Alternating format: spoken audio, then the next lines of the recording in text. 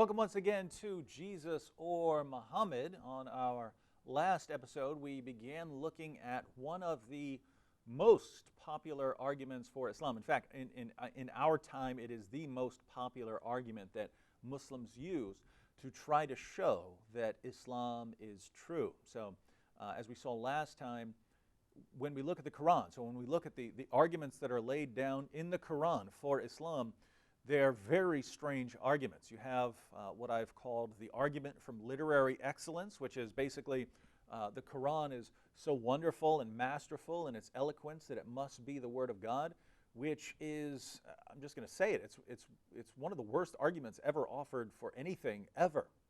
Again, that would be like saying that Mozart's music is so wonderful that it must be the music of God. It's like saying that Eminem's raps are so good that they must come from God.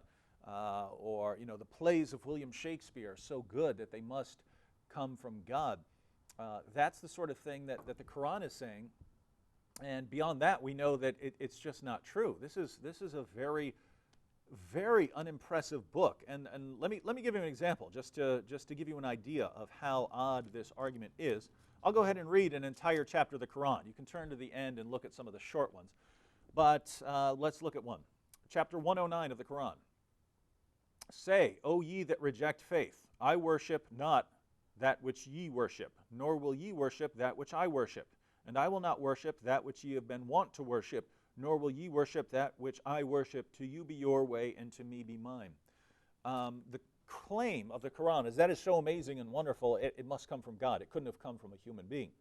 And here Muslims will say, well, in the Arabic, but that doesn't change the argument. What is that chapter in Arabic? It's just a series of words put into a certain order to convey some kind of meaning. The problem with this argument is human beings can put words in any order. There's no order of words that a human being could not put those words into. So it's a silly argument to say only God could put these words in this order, and yet that's the main argument of the Quran. That is the main argument that the Quran uses to show that it comes from God. Again, worst argument, one of the worst arguments ever offered for anything ever. That's one of the arguments of the Quran. The other main argument that Muhammad used was the argument from biblical prophecy, that there are biblical prophecies which point to him. The problem here, of course, is that according to the Bible, Jesus died on the cross for sins, rose from the dead, and claimed to be divine. And that completely contradicts the message of Islam. Islam says Jesus didn't die on the cross, he didn't rise from the dead, and he never claimed to be divine. So how would Muhammad point to the Bible as some sort of confirmation when the Bible completely contradicts the message of Islam? According to the Bible, Muhammad is a false prophet. Anyone who rejects the gospel or presents a different gospel is a false prophet. So how can Muhammad point to a book and say, that's the book that shows that I'm a prophet, when if we actually go to that book, he turns out to be a false prophet? So these are the sorts of arguments you're dealing with if you go to the Quran. And it's no coincidence that Muhammad's teachings, while they spread among the pagans, weren't nearly as popular among people who actually knew the Bible, because they never would have fallen, or you would have to not know much about the Bible in order to fall for that. So there are Christians and Jews who fall for that argument, but they're certainly not people who know very much about what the Bible says. And even the argument from literary excellence, Muhammad won very few followers using this argument. You say, well, how did Muhammad get so many followers? That's when his argument changed to, hey, join me and we'll go split up the spoils of war. We'll seize property and we'll take women captives as our sex slaves. And if you die, you get virgins in paradise. That's when Muhammad's message started spreading very rapidly. Before that, he was winning followers here and there, but certainly wasn't very popular. So the arguments that Muhammad used to show that Islam is true just weren't persuasive. He started winning the followers through force, by the sword, by winning spoils of war. That's when he had these sort of mass conversions. So it's no surprise that Muslims today are trying to go in a different direction with their arguments. And the direction that we talked about last time is that Muslims are claiming that Islam is confirmed by science, that science confirms Islam, that Muhammad knew things that were centuries ahead of his time, that no one could have possibly known back then, And so the only explanation for how Muhammad knew these things is that God told him. And since God is telling him these things, then Muhammad must be a prophet and Islam must be the truth.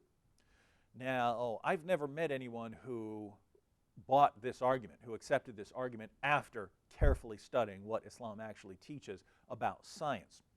And I think the reason that is because the Quran is a scientific catastrophe. It's a disaster. Last time we looked at Muhammad's claims about the universe. And at the end we sort of put together an outline, but here's an outline of Muhammad's universe. This is the universe according to the Quran and the greatest interpreter of the Quran, who is Muhammad himself. And what we have, this is the universe. There are 7 earths. All of them are flat. They're stacked on top of each other like pancakes, except there's a long distance in between each one. So there's space in between each of these flat earths that are, really huge. Out on the edge of the top earth, that's our earth, is a pool where the sun sets. The sun sets in this pool. There are also 7 heavens above the earths that are like domes that will fall on us if Allah doesn't hold them up. In the lowest heaven, so the lowest dome, this is where the stars are, but stars are missiles that God uses to hurl at demons when they try to sneak into heaven to listen to something. And all of this is sandwiched in between a giant fish and 8 giant goats, each goat which is as tall as one of the heavens. This is the most absurd view of the universe anyone could possibly come up with, and that's what the Quran and Muhammad's companions taught about the universe. So if science somehow confirms Islam, where is the confirmation? Where does Muhammad make a statement that he couldn't have known? Anytime he speaks of something that ordinary people wouldn't have known, he gets it wrong. He gets it wrong every single time. So how does this confirm it? But we only looked at one issue last time. That's Muhammad's view of the universe. Right now we're going to take things in a different direction and look at Muhammad's view of human reproduction, because we have statements in the Quran, we have statements in the Hadith. Muhammad's going to tell us a lot about human reproduction, how the entire process of human reproduction. Let's take a look. Chapter 86, verses 5 through 7 of the Quran. We read, "Now let man but think from what he has created. He is created from a drop emitted, proceedings from between the backbone and the ribs." Here he's talking about a drop of semen or sperm. He says, let man think what he is created from. He is created from a drop emitted, so a drop of sperm emitted, proceeding from between the backbone and the ribs. According to Muhammad, semen is formed between the backbone and the ribs. So between your back, the backbone, your spine, and your ribs. That's in this area. Is this where semen is formed? No, it's not. That's not the job that's going on anywhere in here, right? So now Muhammad didn't know this. He thinks this is where semen is formed and then eventually comes out. But that's just totally wrong. So even here on the first step of semen production, Muhammad's getting it wrong. Let's see what else he says. Sahih Muslim number 608. Man's discharge, sperm, is thick and white, and the discharge of a woman is thin and yellow. So notice, women have a kind of sperm too, and man's discharge is thick and white, and the discharge of women is thin and yellow. So there's a difference between them. Now, that's just false. If he's talking about human reproduction here, women don't have anything that's like semen or sperm. Women have an egg, an ovum, and so they're very, very different. It's not a thin yellow fluid. So Muhammad's getting the most basic elements of human reproduction, he's getting them wrong. But let's go further. Sahih Muslim number 3328. Salama said, "O Allah's apostle, Allah does not refrain from saying the truth. Is it obligatory for a woman to take a bath after she gets nocturnal discharge?" So a wet dream, as men get. And he said yes, if she notices the water, i.e. the discharge. Salama smiled and said, does a woman get discharge? So she's asking him, do we get discharge or nocturnal emissions like men do? Allah's apostle said, then why does a child resemble its mother? Notice she asks, do we have something like you men have, that is semen? And he says, of course, because sometimes the child resembles its mother. So you must have a discharge that's similar to the semen in a man, because sometimes a child resembles its mother rather than its father. So we know why a child resembles its father. It's got something to do with what the man is doing. So obviously women are the same, and they're not. They're not. Because Muhammad is relating all of this to some sort of nocturnal emissions that's, again, like what most people would call a wet dream. Men have that, women don't, right? Because women don't have that sort of thing. They have an egg, an ovum.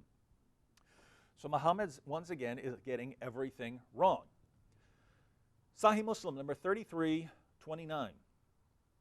Allah's apostle said, Gabriel has just now told me of the answers. So someone asked Muhammad 3 questions. And he said that, only a prophet could know the answer to these questions.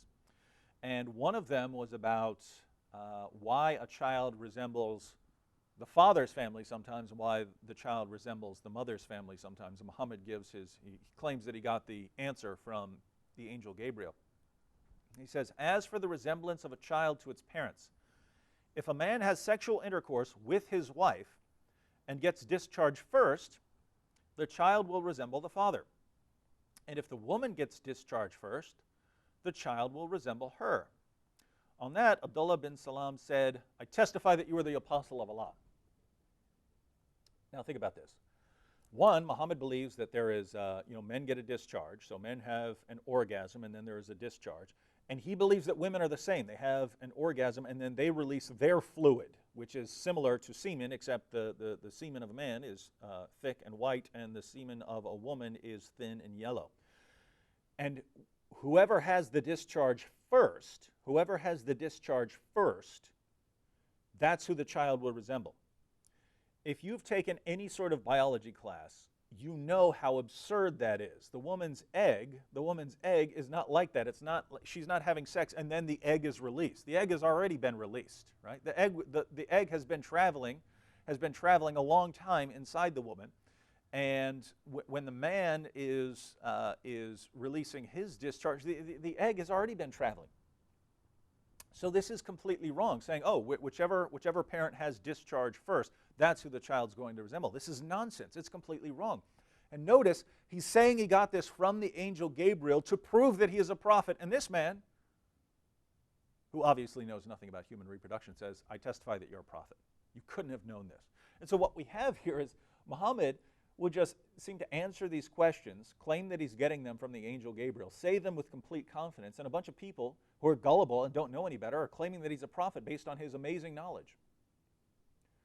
But we find out that he's completely wrong.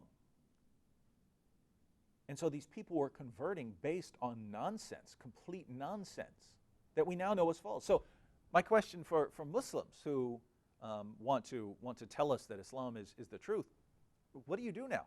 These are the teachings that supposedly confirmed Muhammad as a prophet, and we now know that they are false. So if these are the things that were supposed to confirm Muhammad as a prophet, and they're wrong, why should we accept Muhammad? Especially when you say that we should accept Muhammad because of his amazing scientific insights, which are all wrong. I'm confused here. And it just sounds like there's a lot of deception going on from Muslims who actually know what Islam teaches. In other words, from your actual scholars who know what the Muslim sources say. When they say that Islam is, has all these scientific miracles, I think they're being deceptive, because if you've read this stuff, you know this is just nonsense. And so that's the scholarly types. They have to know that they're spouting nonsense if they've read this. And other than that, you have your average Muslim on the street who's never read any of this, who just thinks that Islam contains all these scientific miracles because that's what his leaders have told him. He's never actually examined the Quran, has never actually examined the Hadith, has just assumed that his leaders are telling them the truth when they're not. And then you're running out saying, oh, Islam is confirmed by science. Well, Muhammad's getting everything wrong. And the revelations that are supposedly coming from the angel Gabriel, think about that. Muhammad says he got that explanation that whichever parent has the first discharge, that's who the child's going to resemble. Muhammad says he got that from the angel Gabriel. That's the same angel where he's supposedly getting the Quran. Now, go into biology class and tell your teacher this is how it really works. If you believe Muhammad's a prophet, go into your biology class and say this is how reproduction actually works. This is why a child resembles one parent over another. You'll get laughed out of class. You'll fail the class because we know that's wrong. Scientifically, that is false. But that's what Muhammad says he got from the same source as the Quran. If this is obviously false, and that's where Muhammad is getting the Quran from, doesn't that mean this isn't really coming from God? It certainly isn't coming through the angel Gabriel. That's how it looks to me. Sahih Muslim, number 614. Muhammad said, the reproductive substance of a man is white and that of a woman yellow. So he's back on the white and yellow discharge. And when they have sexual intercourse, and the man's substance prevails upon the female substance, it is the male child that is created by Allah's decree. And when the substance of the female prevails upon the substance contributed by the male, a female child is formed by the decree of Allah. So now Muhammad is actually explaining how the sex of a child is determined, whether the child will be male or female. Does he get this right? Let's look. The reproductive substance of a man is white, that of a woman is yellow. When they have sexual intercourse, the male's substance prevails upon the female's substance. So the male's substance sort of overpowers the female's substance, then the child's going to be male. But if the female's substance prevails upon the male's, then the child will be female. Is that right? If you've taken Biology 101, you know that it's the male's semen that determines whether the child is male or female, right? Because the woman only contributes an X chromosome. The male can contribute an X or a Y, depending on which individual sperm reaches the egg. So it's the male's substance that determines the sex of the child, whether the sex is male or female. The egg doesn't determine that. So this is completely wrong. Muhammad is explaining why a child turns out male or female, and he gets it wrong. He thinks, oh, it's the woman, if her substance prevails, then it'll be a woman. It's not how it works. It's not how it works. It's a good guess. I can understand why he would think that, but it just turned out to be false. And yet, this is the prophet who is confirmed by his amazing scientific insights, which, again, are all wrong. Chapter 22, verse 5 of the Quran. Consider that we created you out of dust, then out of sperm, then out of a leech-like clot, then out of a morsel of flesh, partly formed and partly unformed, in order that we may manifest our power to you. So now we have a sort of sequence. Man is originally created out of dust, then is created out of sperm. So once a man is created, then new human beings are created through sperm. So we created you out of dust, then he gives us the sequence of embryonic development, the development after the sperm. It says, then out of sperm, then out of a leech-like clot. There's no clot involved here. There's no clot in the stages of embryological development. Then out of a morsel of flesh, partly formed and partly unformed, in order that we may manifest our power to you. Let's look at a couple more passages because he's going to explain what all of this means. Chapter 40, verse 67. It is he who has created you from dust, then from a sperm drop, then from a leech-like clot. Then does he get you out into the light as a child. So we have the sequence. A couple more. Chapter 23, verses 12 to 14. Man did we create from a quintessence of clay, so that's the original man. Then we placed him as a drop of sperm in a place of rest, firmly fixed. Then we made the sperm into a clot of congealed blood. So the sperm turns into a clot of blood. Is that true? No. It's not how it works. Sperm does not turn into a clot, a blood clot. But that's what Muhammad thought, and that's what the author of the Quran thought. So if you're saying that Allah is the author of the Quran, you're telling me that Allah doesn't know that human beings don't go through a blood clot stage when they develop. So we made the sperm into a clot of congealed blood. Then of that clot we made a fetus lump. Then we made out of that lump bones and clothed the bones with flesh. Then we developed out of it another creature. So blessed be Allah, the best to create.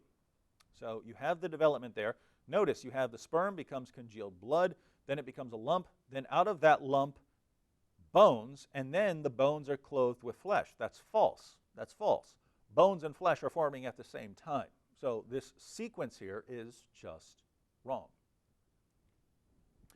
Sahih Muslim 6397, Muhammad said, Allah, the exalted and glorious, has appointed an angel as the caretaker of the womb. And he would say, my Lord, it is now a drop of semen. My Lord, it is now a clot of blood. My Lord, it has now become a lump of flesh. And when Allah decides to give it a final shape, the angel says, my Lord, would it be male or female, or would he be an evil or a good person?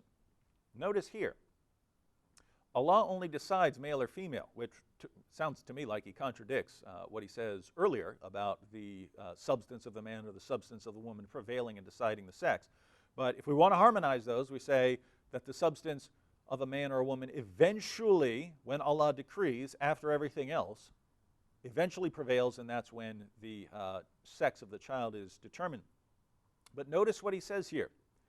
It's now a drop of semen, then it's a clot of blood. Again, that's false, but that's what the Quran says. Now it has become a lump of flesh, and when Allah decides to give it a final shape, the angel says, my Lord, would it be male or female?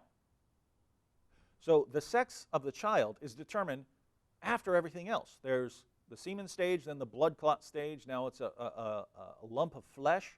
And it's only then, after all of that occurs, that's when it's decided whether it's a male or a female. Is that correct? No, as soon as the sperm enters the egg, it's decided whether it's a male or female. That's at the very beginning of the process. So again, Muhammad is getting everything wrong. Sahih al-Bukhari, 3208. Allah's apostle, the true and inspired, said, the matter of the creation of a human being is put together in the womb of the mother 40 days, and then he becomes a clot of thick blood for a similar period. So now he's actually giving us a timeline here. He's actually giving us some numbers to work with. So there's 40 days put together in the womb for 40 days, then becomes a blood clot. So remember, it's the sperm stage, then it becomes a blood clot. Well, if that initial stage before the blood clot is 40 days, that means for 40 days it's just the semen. It's just the semen sitting inside the woman mixed together with the male semen and the female semen sitting together. And only after that it becomes a blood clot. Is that right? Is there a 40-day semen stage? No, that's completely wrong. He's getting it wrong. He's getting everything wrong. And only after that there's the blood clot stage.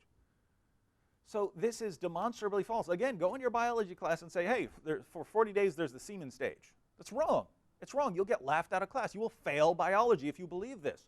But so any of you Muslims out there, if you're going through biology or you're going through med school, what do? Your prophet got everything wrong. And this is what's supposed to confirm him as a prophet.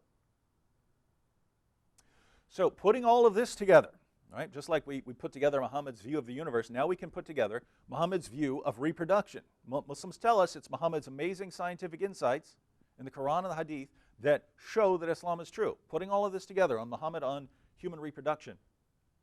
We have semen forms between the backbone and the ribs. That's false. Then it joins with the female semen.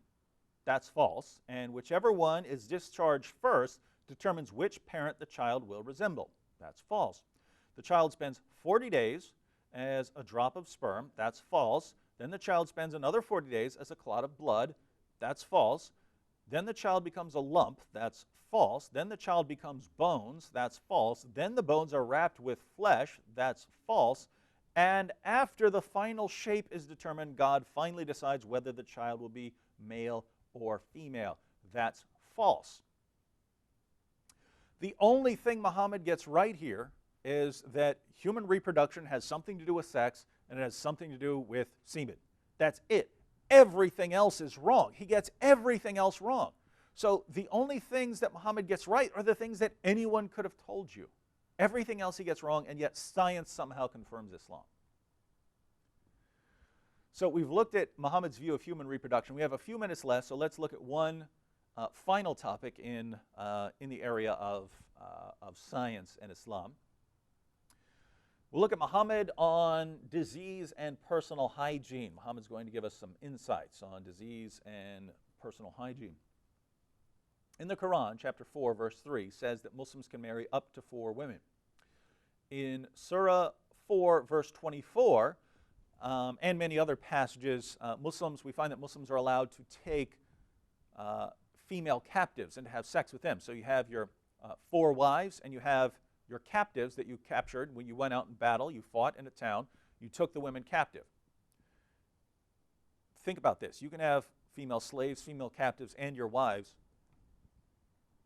I'm going to point this out. Monogamy is the best defense against the spread of sexually transmitted disease. The more people you're having sex with, the more you're going to spread disease. So you go and attack a town. You beat the town. You defeat the town. You take some captives for yourself. You don't know what diseases those women have, and you have sex with them. Now you've got the disease, and then you go back and you have sex with your 4 wives. Now all 4 wives have the disease. The other women have the disease. You have your wives. You're having your children, and they have children. Now the children have the disease. This is horrible. This is a horrible practice. And yet this is laid down in the Quran itself. But Muhammad also gave us plenty of teachings on personal hygiene and the spread of disease. Sunan Abu Dawud, number 67. I heard that the people asked the Prophet of Allah, water is brought for you from the well of Buda. It is a well in which dead dogs, menstrual cloths, and excrement of people are thrown.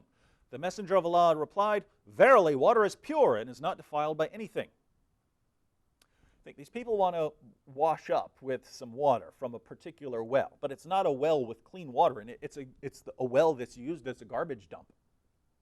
And so they say it is a well in which dead dogs, menstrual cloths, and excrement of humans is thrown. Muhammad, should we be using this water and rubbing it all over ourselves? Muhammad says, water is pure and is not defiled by anything. Is that true? Do you believe that? Use some water with dead animals and human waste thrown in it and use that and rub it all over your body? You think that's good? That's what your prophet says, if you're a Muslim. Do you believe him? I'd like to see you go and carry this out. Actually, I don't want to see you do this because you could die from following your prophet here. Sunan ibn Majah, number 520. It was narrated that Jabir ibn Abdullah said, we came to a pond in which there was a carcass of a donkey, so we refrained from using the water. No, notice, that's smart. You got a little pool of water here. You got a dead donkey floating in it. Don't drink that. Don't drink it. So we refrained from using the water until the Messenger of Allah came to us and said, water is not made impure by anything. Then we drank from it and gave it to our animals to drink, and we carried some with us. So we weren't going to drink that dead donkey water, but Muhammad came along and he said, it's fine, drink all the dead donkey water you want. What's amazing is Muslims don't believe this. Muslims can only survive because they don't follow this, and yet they're not following things that their prophet said because they know they're wrong. They know these things are wrong. Sahih al-Bukhari, number 5782. Allah's Messenger said, if a fly falls into the vessel of any one of you, let him dip all of it into the vessel and then throw it, the fly, away. For in one of its wings there is a disease, and in the other there is a healing or antidote for the disease. So, according to Muhammad, if a fly, which may have just been crawling on human waste or animal waste or something like that, may have diseases all over it, if it lands in your food or drink, dunk it all the way in, because even though one of the wings has a disease, the other wing has the cure. So you want to get all that cure off that fly so that you don't get sick. Is that true? No, that is ridiculous to say that, oh, this wing has the disease, this wing has the cure for the disease. Musnad Ahmed. Muawiyah said, I saw the Prophet sucking on the tongue of the lips of Al-Hasan, son of Ali, may the prayers of Allah be upon him, for no tongue or lips that the Prophet sucked on will be tormented by hellfire. So Muhammad is sucking on the tongues of his young relatives. But think about this, putting all of this together. You wash up in a well with a dead dog and human waste and menstrual cloths put in it. Then you drink some water from a pool with a dead animal floating in it. So you drink that and you're dipping the fly. You're going to die from this. You're going to die from this stuff. Muslims don't follow it. And so this is just amazing. This is an amazing situation. Everything Muhammad says about the universe that he could possibly get wrong, he gets wrong. Everything that he could get wrong about human reproduction, he gets wrong. Everything he could say about disease and that sort of thing, he gets wrong. He gets everything wrong. And yet it's science that confirms Islam. Strange argument, totally wrong. And we'll look at more arguments of Muslims and see how they're wrong so that you can use these with your Muslim friends to show them that Islam is not the truth. We'll be looking at more of these arguments on future episodes of Jesus or Muhammad.